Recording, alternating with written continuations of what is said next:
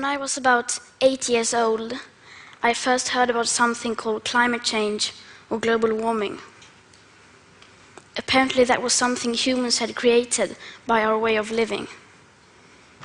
I was told to turn off the lights to save energy and to recycle paper to save resources. I remember thinking that it was very strange that humans, who are an animal species among others, could be capable of changing the Earth's climate. Because if we were, and if it was really happening, we wouldn't be talking about anything else. As soon as you turn on the TV, everything would be about that. Headlines, radio, newspapers. You would never read or hear about anything else, as if there was a world war going on. But no one ever talked about it. If burning fossil fuels was so bad that it threatened our very existence, how could we just continue like before? Why were there no restrictions? Why wasn't it made illegal? To me, that did not add up. It was too unreal. So when I was 11, I became ill. I fell into depression. I stopped talking, and I stopped eating. In 2 months, I lost about 10 kilos of weight. Later on, I was diagnosed with Asperger's syndrome, OCD, and selective mutism. That basically means I only speak when I think it's necessary. Now was one of those moments.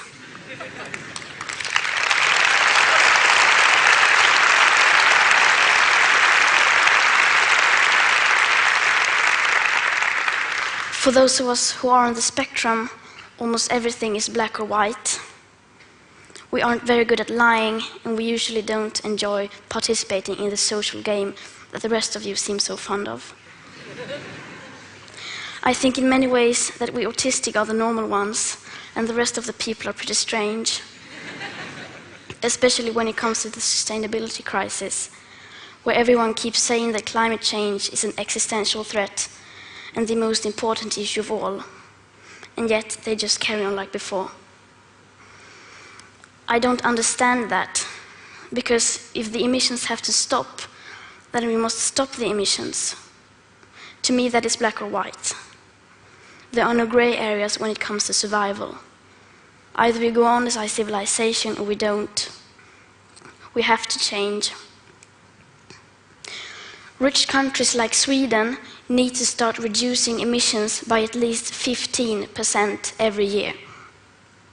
And that is so that we can stay below a 2-degree warming target. Yet, as the IPCC have recently demonstrated, aiming instead for 1.5 degrees Celsius would significantly reduce the climate impacts. But we can only imagine what that means for reducing emissions.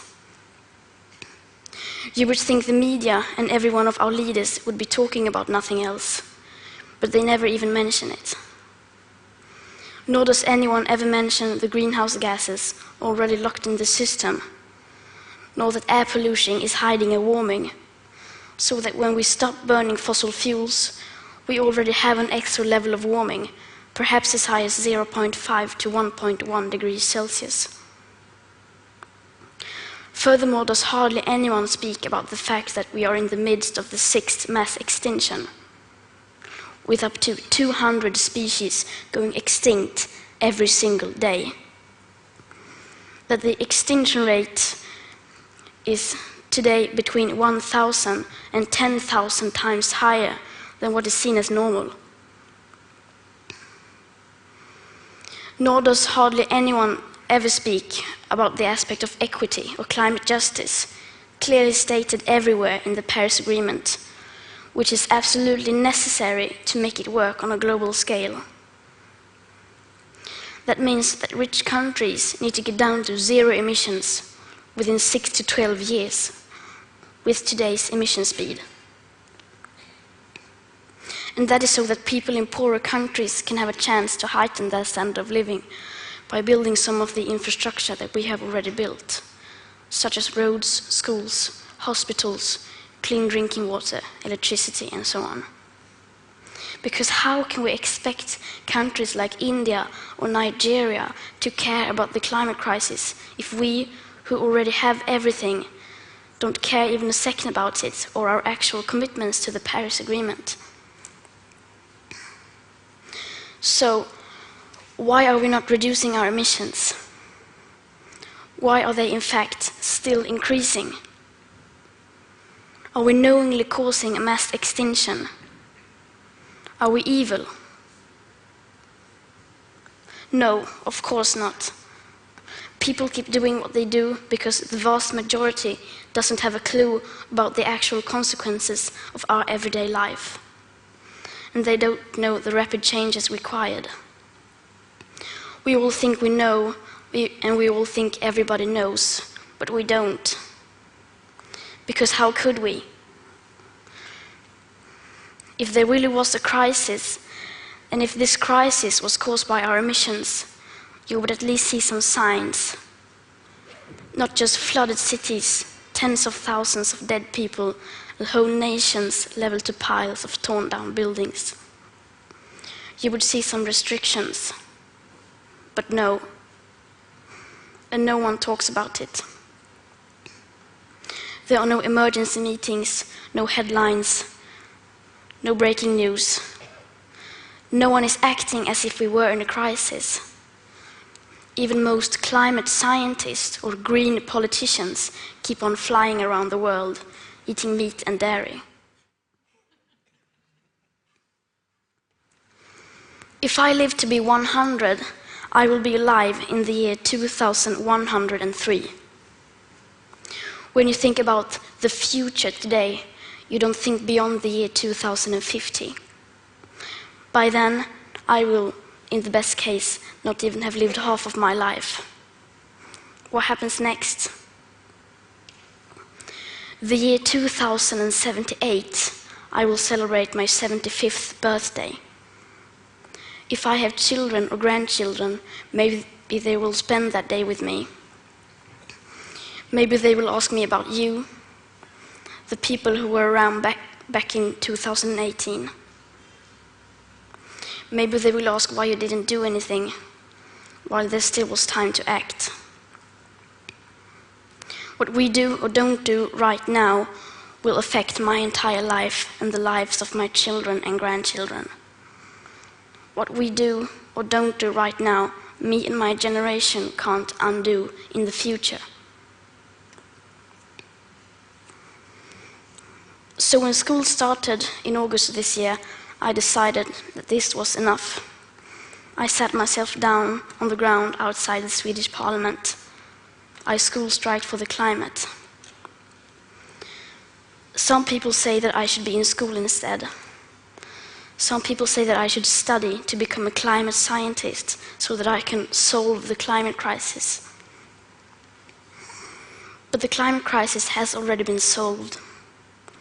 We already have all the facts and solutions.